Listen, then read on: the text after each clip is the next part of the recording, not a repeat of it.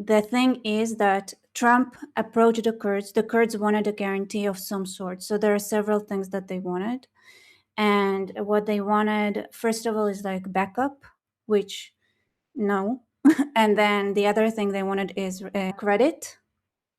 And another thing that they wanted is the thing that they want some guarantees that their rights will be protected later on.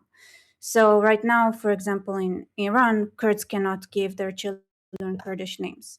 And there is nobody talks about those elements of the regime, like of the after the regime falls, like what happens with those rights the Kurds might have. And they were, and most of it, like more than any of those elements, the Kurds were burnt by the Trump administration before, and you can say it with, especially with everything that's going on with Syria and Jolani, and the fact that at the same time, like, yeah. Source. What's the source of this information? It's a source, okay? It's a real source. What's the source? It's a source that works with the ground. What's the source? Here's the thing. Trust me on the source, okay? I don't unless I have the source. He wants to protect the source. But we can't. No one should trust anyone. Yeah, we can't trust it. Trust me, bro, is not like a way for us to verify information. Even if you're right, first of all, we shouldn't refer to these people as the Kurds, because the Kurds do not agree with these people. Like grouping all Kurds with each other is something that we try to avoid. Okay. Let's start with the basics. Okay, giving a child a Kurdish name, is that something that will be possible in the future Iran? Of course, I don't even know how that's a question. First of all, because nobody talks about. You ask me a question, let me answer, right? Yeah. Anybody who's asking for that in the future of Iran, if anybody is asking for that, they are either retarded or they are making excuses for why they continue to they're using this as an excuse to basically gain more leverage for their autonomy. Okay, because everybody knows that in Iran, without the Islamic Republic, we're going to have equal individual rights for all Iranian citizens. There's never going to be any Iranian government that is not the Islamic Republic that is going to dictate to Kurdish citizens, Iranian Kurdish citizens, how they can name, what they could do to name their children. In fact, there's going to be a lot of government funded celebration of Kurdish culture once Iran is free. Rebecca, when you say their rights will be protected, does that mean something like, is that a way to try to smuggle a separate Kurdish state into the request? No, it's actually, that's like the last thing on the list. The first thing was to try to get, the first thing is the fact that the Trump came to them and they asked if there is going to be any support, because they're going to go and risk themselves to fight. Second of all, there are things happening on the ground which are not public and they are fighting the RGC. It's just that it's not public. And but when there was the talk with Trump, they said to Trump can we get any, are you going to support us? And the Trump said, no, there are no guarantees. So the Kurds are okay, so we'll see. So we do what we think we want. And if you have this information, why is this not something that we're hearing about it on other, any journalist that could get even a little bit of this information, that would be talking about it on the news, at least as a suggestion that this might have been something that happened. Right now, the only information that we have is this thing that Fox News said, and I don't think we have any other information. And based on, again, so guys, let's separate the groups from each other, because we cannot group them with each other. We have the separatist Iraqi groups, we have the separatist Iranian groups, and then we have the vast majority of Iranians, Kurds, who are patriotic, who hate being grouped in with these separatist groups. And that the Iranian patriotic Kurdish people, they don't have an army unit, they don't have military operations, so we know that they are not the ones that President Trump or Fox is talking about. So it's either the separatist groups in Iraq or the separatist groups in Iran, which again, we don't want anything to do with them, It's and they have a history of being betrayal, so they shouldn't have been trusted to begin with. I don't want to get into it, but it's not like you saw what happened in the Rojava, for example, where now the ISIS, like they were guarding this jail for so long, and now all of the ISIS members that were kept in the jail are free and roaming around. That's Yeah, what I know, but that's yeah, the but that's the that's what why the we should. Kurds were mad about with Trump on Yeah, one I know, hand. but that's why we shouldn't. So That's why it, we shouldn't confuse Syrian Kurds with Iranian Kurds, because it's a but completely they don't different have a story. border. They don't, the Iraqi Kurds, and I know for a fact that they cross the borders all the time between Yep, those I know. places, and they I know. travel freely. So there is no border. Okay, so the Iraqi Kurds, one morning they're in Kurdistan, the Yeah, I other know day that. they're in Rojava, the third day they're in Iran. There are no borders there. Okay, But and the the Iranian person but the Iranian and the Kurds. person I asked is on purpose. I went to a source that works with different elements on the ground, which are not one, because I do have those who I know who are separatists that I can talk to, but this is not who I went to. I went to somebody who actually coordinates with all the groups, all the different groups separately. But because we don't know who the source is, and because we cannot independently verify it, we shouldn't just agree with it. Like, that wouldn't make sense from our perspective. I'm just the messenger. I told you right now. I'm not taking Yeah, but like responsibility. when you say don't shoot the messenger, like we never shoot the messenger, but we disagree. We disagree with the messenger. Disagreeing is not shooting the Listen, messenger.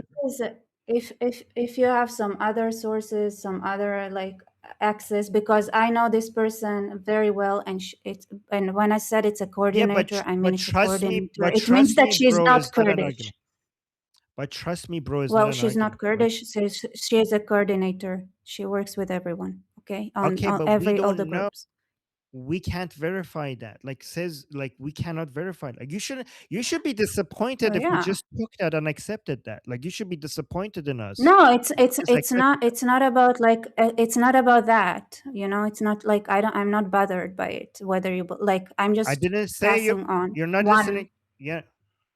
Yeah. I'm not talking about being bothered or not being bothered. I'm just saying that you should be disappointed in us if we just accepted that as fact without us being able to know what the source is. I'm not saying you're wrong.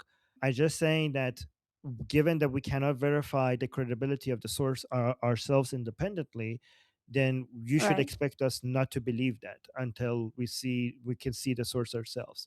Also, what I know about these so-called Kurdish groups, or better known as Kurdish separatist groups, is that their number one priority is autonomy, and they have these other things that they use as an excuse to get to that autonomy.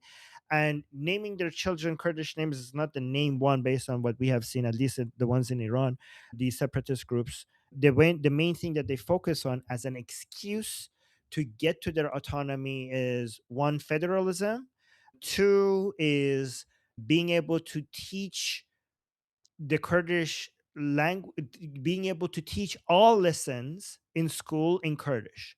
So what we Iranian people agree with, what we Iranian patriotic people and also Kurdish Iranian patriotic people agree with, is that Kurdish, you should be able to teach Kurdish in school as a side language. Okay, but that's not what they're asking for.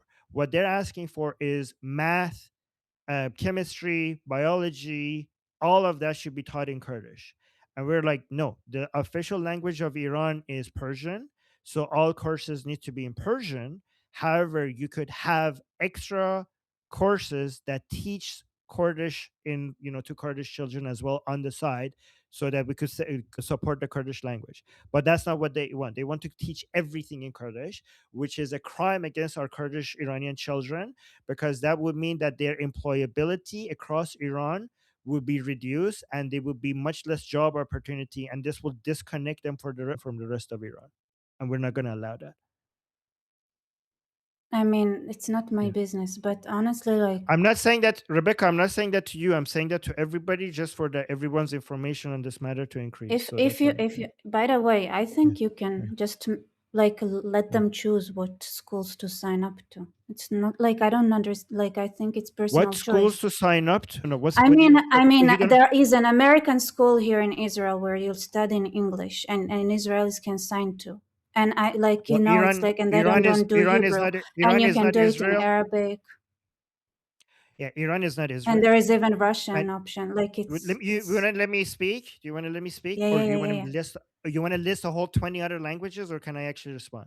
Okay. No. So this, guys, we understand. Like, anybody who says this doesn't understand the Iran, right? And you, if you were informed about our politics and what we go through and what we need to do to protect the border integrity of Iran, you would know that it's actually very crucial that the official language of Iran is recognized as Persian, and that all children in Iran learn get educated in Persian language.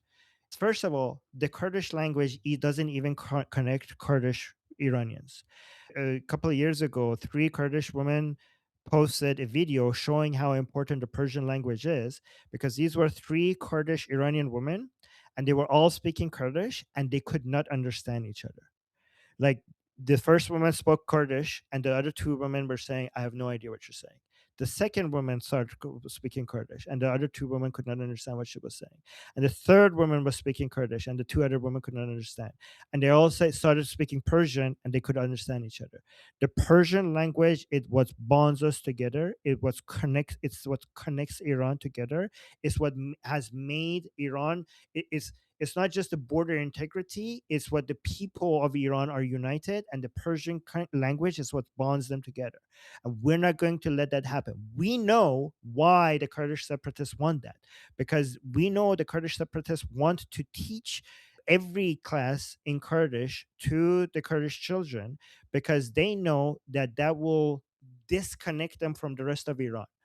This is not a choice because, like, oh, let them have choices and stuff. This is about disconnecting the Kurdish children from the rest of Iran, which is a crime against these children, because they will not be able to, the job opportunities for them is going to be like, if you don't speak, if you cannot communicate chemistry, math, biology in Persian, if you don't learn these things in Persian, a child that is born in Kurdistan will not be able to find jobs as easily in Tehran. It's also going to hurt spreading the wealth of Iran into poorer parts of Iran, because these children who are growing in Kurdistan, which is poorer, if they get employed in Tehran, they bring the wealth from Tehran to Kurdistan. So this is going to stop a wealth transfer from the richer parts of the country to the poorer part of countries. And saying like, oh, I think you should do this. Well, the Iranian people will decide what we like. We will decide what rights we are going to have and what rights we wouldn't have.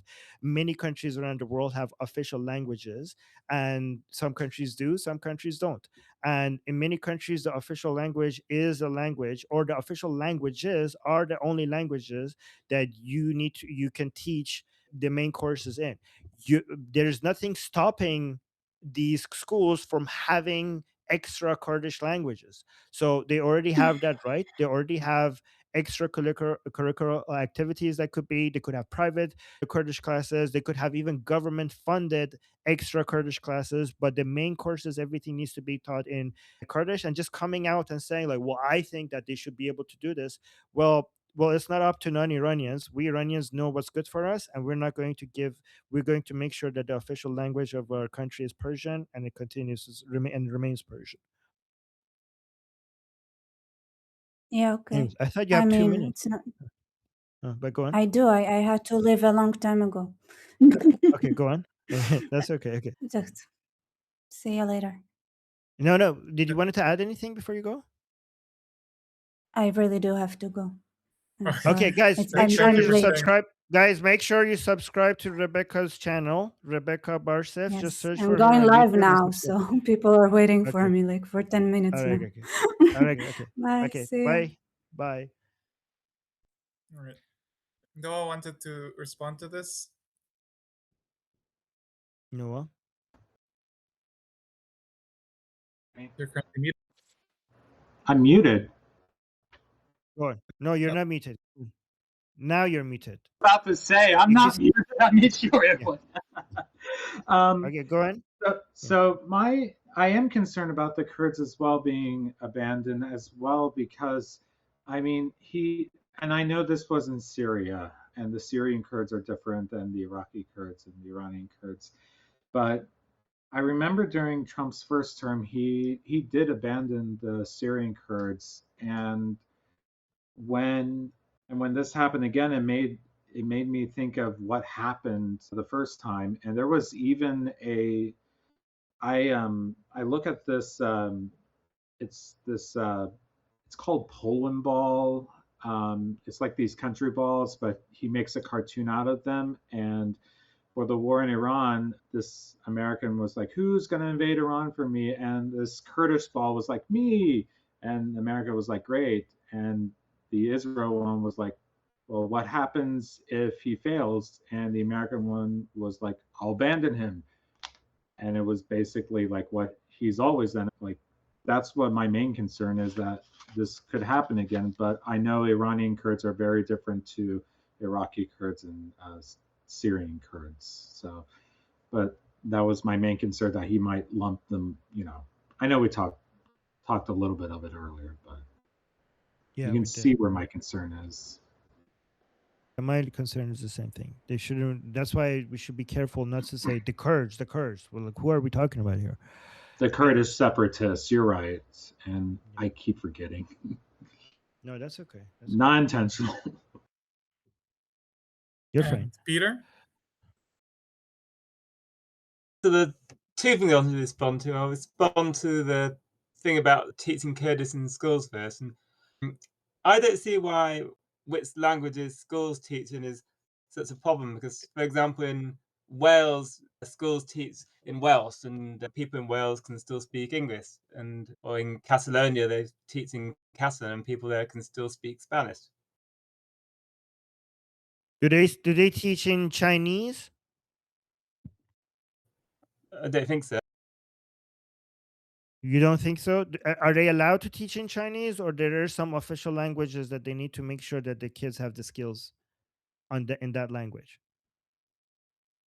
But Kurdish is a language that has been traditionally spoken in those parts of Iran. It's not the same as teaching Yeah, but not Chinese. all. Okay. So we already established that even in the examples that you mentioned, there is a limitation, and you can't just teach in any language that you want. Okay, so we already established that limiting, like, the languages that they pick, it's based on what has the highest utility for the children. Is that, you agree with that? But people learn languages outside school from media and talking to people. All right, so let me get straight to this. That's not what I was asking. I was talking about the fact that many countries already have either one language as the official language, or a set of languages. Many countries have that you have to pick. So, for example, in Canada, you either have to pick English or French. You cannot pick Chinese. You have to pick English or French. Okay. And the reason why we have that in Canada is because we have parts of Canada where people speak English, but they don't know how to speak French. And there are parts of Canada where people speak French, but they're not very good in English. Okay. But guess what? In all of Iran, people speak Persian. Many Iranians don't speak Kurdish. Many Iranians do speak Kurdish. Many Iranians speak Azeri. Many Iranians don't speak Azeri. But everybody speaks Persian, right? If Iran was like Canada, meaning that we had many Iranians who spoke Kurdish but didn't know how to speak Persian, then it would make sense to have a Canadian model, meaning that you have a bilingual country where some parts, the official language, you could be like, they could pick the school language to be English, and some other parts of Iran where the schools, the official, that they teach in Kurdish. But we don't have that situation. We're not like Canada. There's one language that everybody speaks, so it makes sense that the highest utility for the children is for them to learn, to become, not just learn it, but guys, there's a difference between learning a language and learning it technically, to the point like when you're learning how to, you're not just learning how to speak, casual language in Persian. You're learning how to speak chemistry in Persian. You're learning how to speak biology in Persian. You're learning how to speak math in Persian. Why is that important? Because that increases your employability across all of Iran. Given that all of Iran speaks Persian, there's no place in Iran where people don't know how to speak Persian. It makes sense that for the sake of these children and for the sake of keeping Iran united with this language and connected with this language, to teach these children how to speak everything in Persian, not just common language, but the thing that they need to know on how to get employed. The Kurdish child that has been born in Kurdistan, if they want to get employed in Tehran or Shiraz or Mashhad, they know how to speak technically in Persian.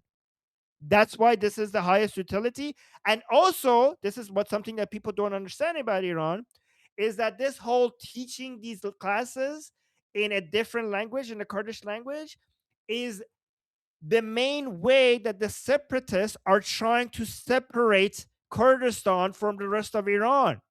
So this is something that you guys are not considering, which makes Iran different from all of these other examples, because this has been weaponized by separatist groups.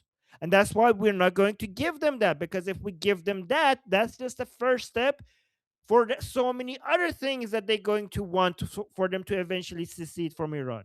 And that's why this is a red line for us.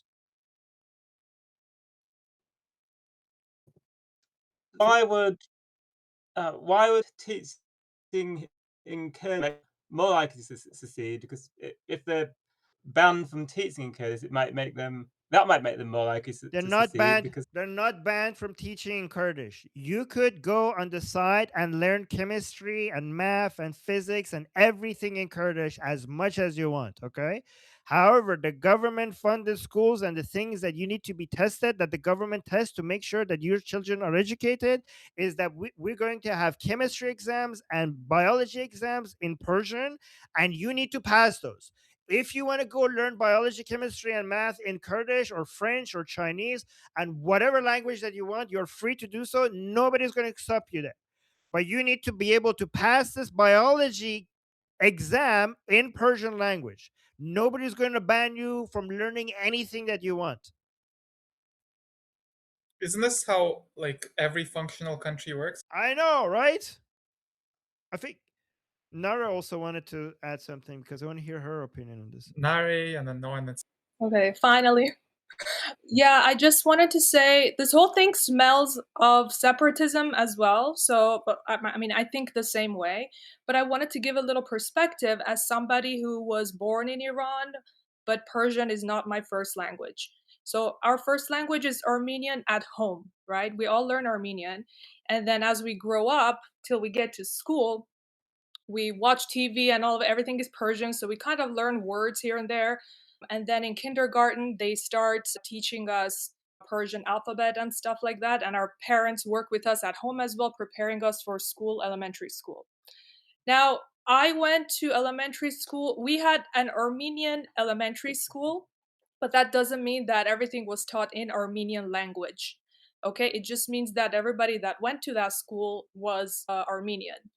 And they allow that. However, all the teachers are controlled by the education department of the Islamic Republic. So it's not like we can just pick and choose teachers from among ourselves. So they send us the teachers. It's just the school is just an environment where all the kids are Armenian, basically. So, and usually most Armenians, they do that. They send their kids to Armenian school from elementary and middle school, and we have high school as well. Now, I went to a Persian high school. For whatever reason, my parents made that decision.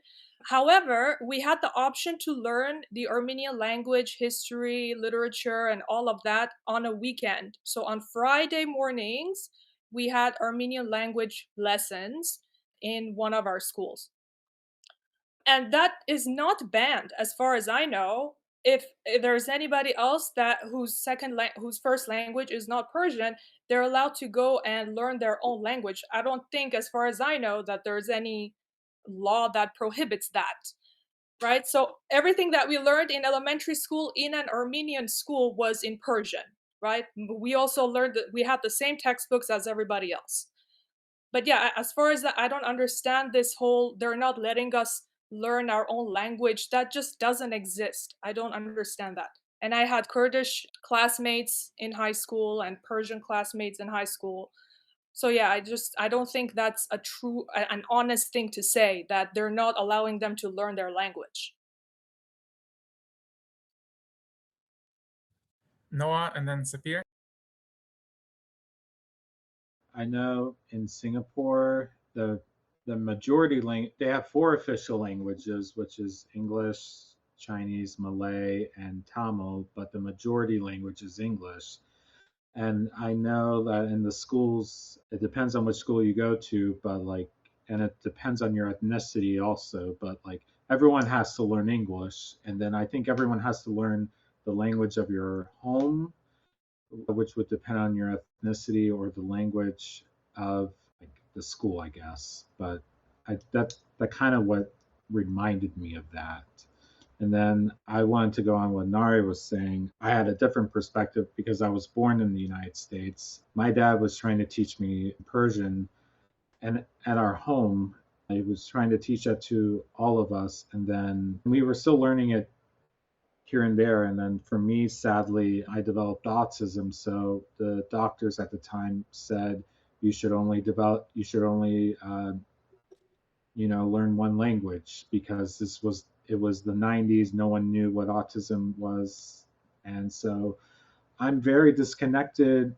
I was very disconnected from my heritage for the longest time because I don't really speak, sorry, I'm going to get emotional, Persian that well, just because of that. So it's I almost envy them because they can speak Persian so well, and I can't communicate that well. I can't, read it that well. So, but I can say 1 to 10 in Persian. I can say hello, goodbye, darud, salam, hodafis. But I can even say goodbye to communicate to my grandfather in Iran. So it's sorry, I'm going to keep rambling on at this point, but I almost envy you guys that you're able to do that with your families and stuff. And for me, I couldn't. And my grandfather died during COVID, so I never got to say goodbye to him, which was even the more sad part. So I'm sorry. I just wanted to say that real quick. Well, you're connected to us in the most important way, because right now in the darkest chapter of our history, where we need Iranians globally to be with each other and fight for our liberation, you showed up and you're part of the fight. So more than our language, it's this fight that bonds us with each other more than anything else. And you showed up when we needed you, and that's all the connection that we need from you. Thank you. And it's also in my blood, so I know I'm not disconnected from it that way too. You're not. When Iran needed you the most, you showed up. So you're connected as much as any other Iranian. Thank you. All right, and Sapir? Okay, and in a swift change, I do want to know, Armin, your opinion, because obviously you can't speak in the name of all Iranians, but here in Israel and in general in many, many countries, though not being official language of the country, we learn English from first grade, sometimes from kindergarten, from the understanding that English is such a global language. Do you think that's something you want to see in Iran? No, that has English as it should be mandatory for sure from grade 1. Of course, I mean it already is, even under the Islamic Republic. Even if the Islamic Republic has recognized that, the thing we have to become more backwards than the Islamic Republic to not have that. So even the Islamic Republic has that English mandatory. So in my opinion, we need to basically. So this is the position of each language. Okay, Persian, English, and some. What is it called?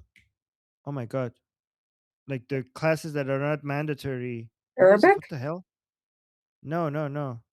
Elective? Elective, yes. Oh my god. So you have Persian, which should be the language of all your classes. Okay. And then other than that, you need to have one mandatory class, which is English, and then a second mandatory, as in you have to pick a third language, but what that language is should be elective. So basically 3 languages for all kids in Iran, Persian for all their classes, English as mandatory, and a third language that will be elective. Like you could, and I'm pretty sure in Kurdistan most people are going to pick Kurdish. In Khuzestan, maybe many kids are going to pick Arabic.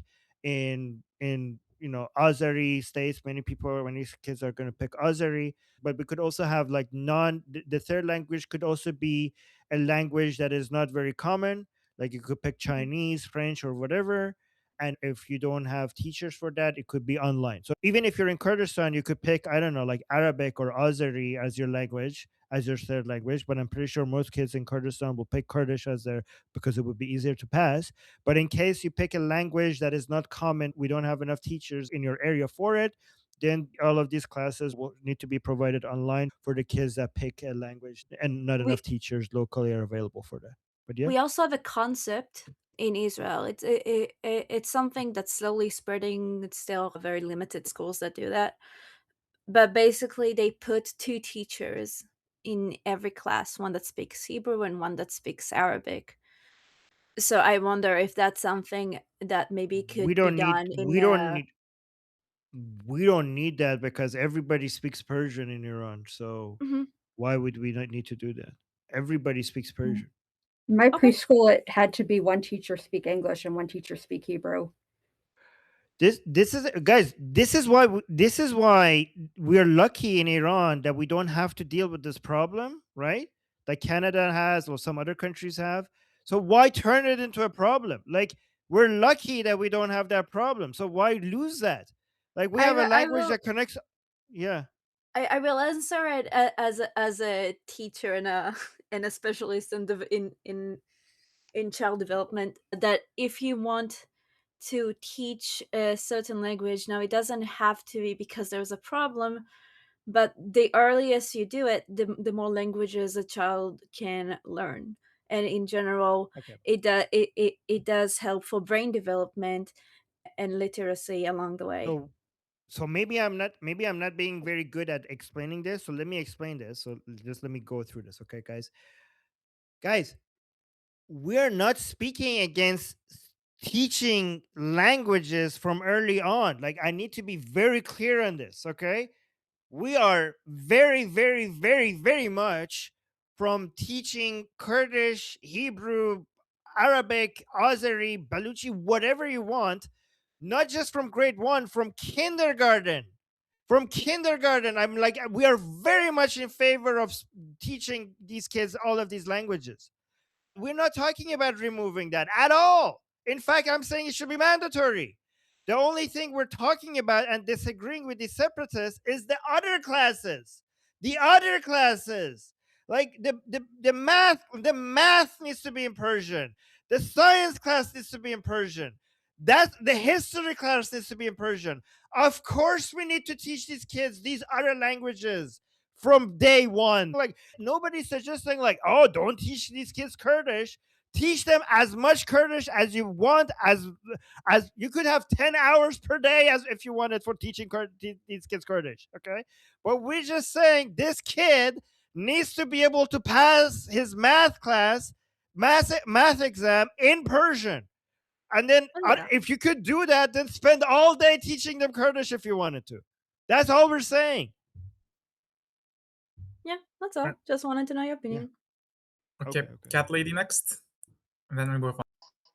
I get you, Armin, and I don't understand how many people here don't seem to understand this point. It's like it smells from Marxist. I'm just saying, like, oh, the language is the issue right now. Come on. It's like, and like, I wanted to tell you about Israel, okay? We came from many other countries when the country was established. The one thing that was, pretty harsh, but it was mandated to learn Hebrew. To speak whatever you want at home, but we're not going to teach you at school, only Hebrew. That brings social cohesion. That's so important. so important. You don't get social cohesion in many places, and if you have a chance for it, do it.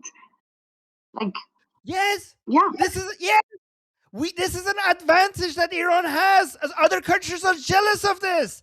Other countries are jealous of like they were like, oh, we wish we had a language that everybody in the country spoke it. So when we have this advantage, why lose it? And social cohesion. Thank you, Cat Lady. I'm gonna try to remember that. That's what we're fighting for. Armin is writing it down. All right. Next on the list we have me. Oh, can I also say about the rights will be protected thing? It sounds a lot like when Arabs say we want to have a solution to the refugee problem in accordance to UN Resolution 242, which is code for Israel doesn't get to control who enters its borders. And anyone that claims that they're from Israel can just freely, quote, right of return into there. And then, I don't know, be homeless on the streets or do terrorism or whatever they want. So, yeah, it just sounds like speaking in codes. Okay, so the original topic I wanted to bring about the Allah is great thing, I also noticed, I noticed yesterday, like this glory to God thing that he put in his message, that also looks very Allahu Akbar-y to me, except just in English. So my guess is that Americans are known for not understanding the Middle East at all, and that Donald Trump's brand is that he negotiates like someone from the Middle East. So maybe this is him trying to send the message that he also fights like someone from the Middle East. So stop trying this fake negotiations to buy time bullshit.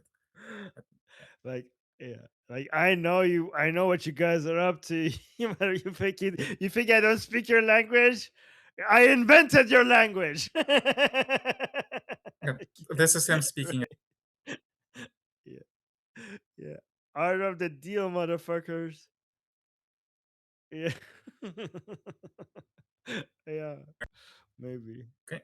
That's all I wanted to say. Yeah, I just, I have some supporting evidence for what Danny is saying, actually. Okay, let me share the screen.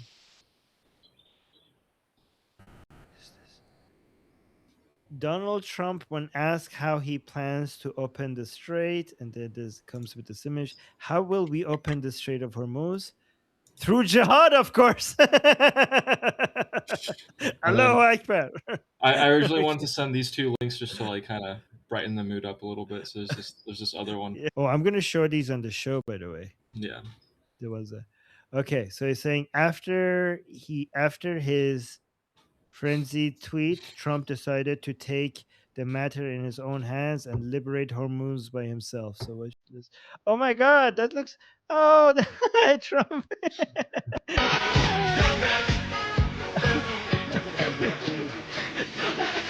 This is beautiful. Oh my God. That looks so much like him. Just like him. Oh my God, that's him. That's him.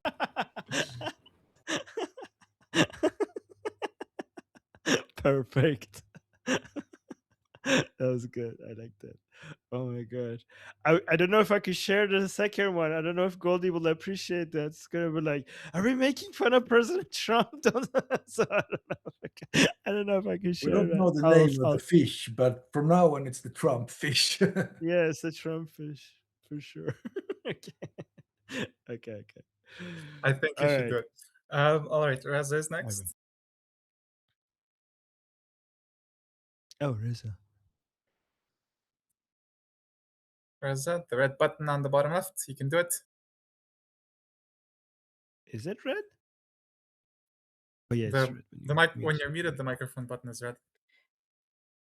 I'm just gonna say that Trump knows and appreciates every type of a publication.